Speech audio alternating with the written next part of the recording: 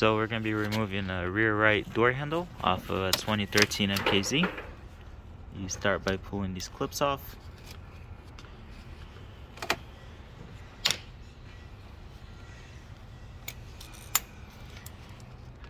Then you just pop this cover out. We're going to be using a T25 Twerks.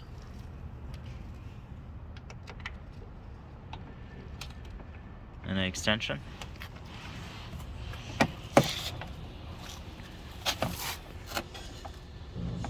So you have to lift up the door handle, and when you're unscrewing it, it will come out.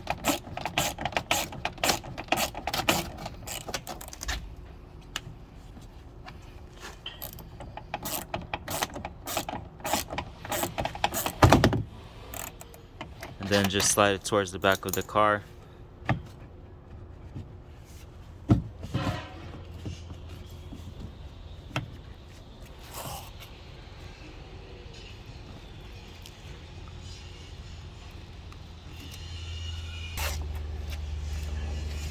I'm going to use a fly head.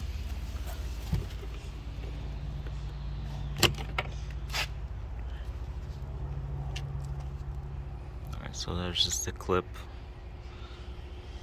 Couldn't really get it on video.